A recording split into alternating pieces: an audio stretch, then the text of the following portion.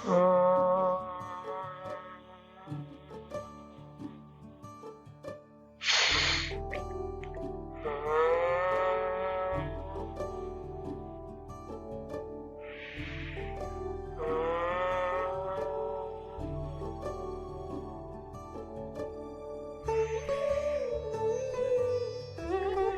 भी मैं मोहल्ला के बाबू की कथा सुनती थी तो कई बार वो वक्त पिक्चर का वो एक गीत है, आगे भी जाने न तू पीछे भी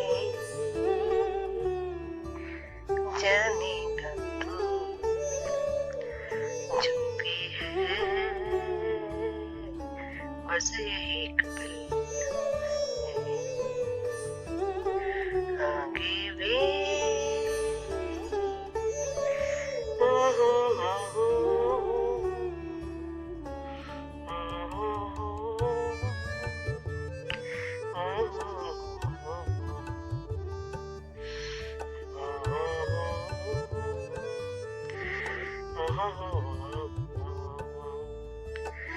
पहले के ना गीत इतने सिंबॉलिक भाषा में सांकेतिक, उसमें जीवन की गुड बातें हैं, जो रहस्य है, जो मिस्ट्री है, सब भाव छुपे रहते थे।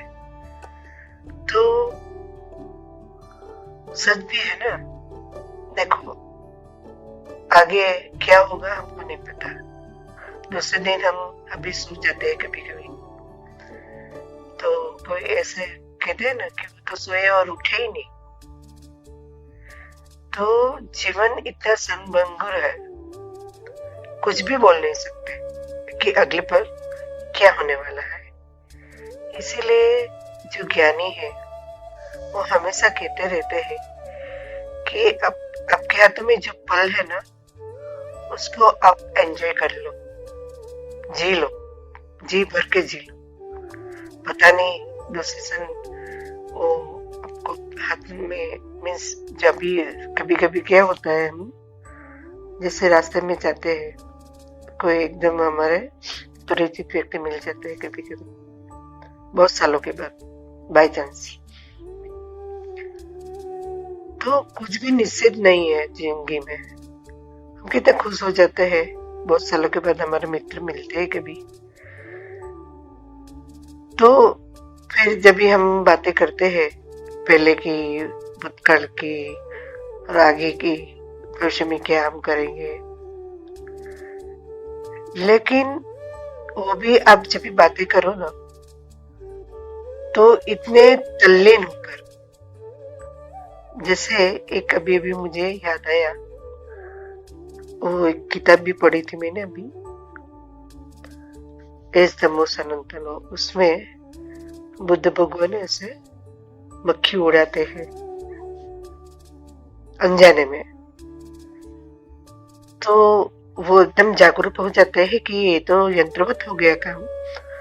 तो वो फिर एकदम सजगता से दूसरी बार फिर से उड़ाते हैं, जब भी मक्खी नहीं होती तभी फिर से उड़ाते हैं। तो उसका जो शिष्य था आनंद, वो पूछता है कि बंदे आप क्या कर रहे हो,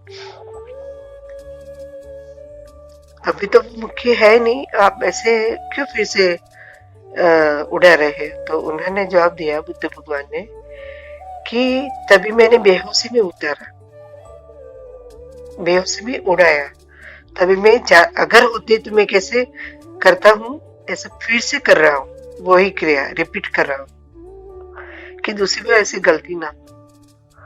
लेकिन जब ये डीप उसमें हम जाते हैं ना, तो उसने ऐसा बताया कि वो भगवान बुद्ध वो अपने शिष्यों के साथ इतने तल्लीन थे कि वो काम यंत्रवंत हुआ, उसको बेहोशी नहीं कहा जाएगा, वो इतने डूब गए थे।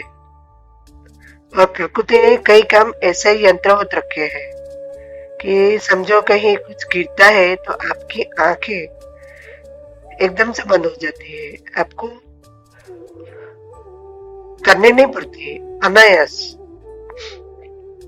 वो शरीर खुद रक्षा अपनी खुद कर लेता है। तो ये बात है।